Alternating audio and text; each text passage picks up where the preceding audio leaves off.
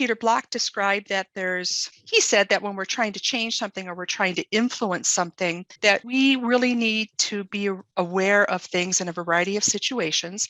And we need to become aware of the role that we're going to typically assume when we're in that consulting situation. Okay, so what we'd like to do is put you into a breakout room, and we want you to talk about the benefits and the drawbacks of each of these roles. Okay, so while you were in breakout rooms, Teresa popping in and out, and she had a really interesting question in one of her breakout rooms. Teresa. So it was the group I was with just a moment ago, and I may be stealing your thunder, but there was a question about whether it's the goal to be in the collaborative role. And my response was, actually, it depends. It'll depend on the context, the project, how new you are to the organization. Maybe you're just trying to build goodwill and you're a pair of hands. And then in another project, it's a really big one and you've been there and you need to be consultative to get a lot of stakeholders involved and engaged. So it's one of those great, it depends answers.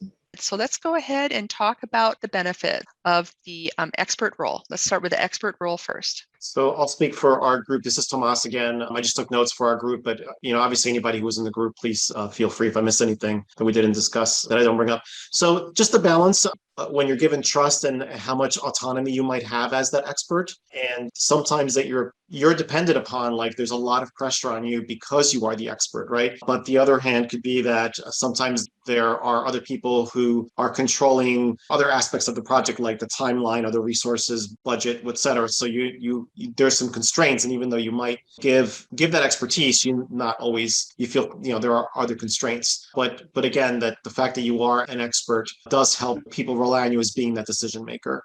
Thank you, Tomas. Okay, what about the drawbacks? Some of the drawbacks that we had are not necessarily knowing the scope of the project or have a say in the scope of the project. So there might be quite a few tasks that are being assigned that could become possibly overwhelming if there's too many and you really don't have a say-so in what you are being assigned. And then also being able to question whether the process is a valid approach to what's trying to be accomplished, maybe not having that voice. And then the client might not recognize the amount of actual work needed. Mm-hmm. So there could be possibly unrealistic expectations on turnaround times. And then we also had that the project can really be influenced one way or another, either in a positive or negative direction, depending on the project manager that's assigned. So thinking about your most recent initiative, did the role you played, the expert pair of hands collaborator, make sense to you, given the current business partner client you're working on, as well as the initiatives you have with them?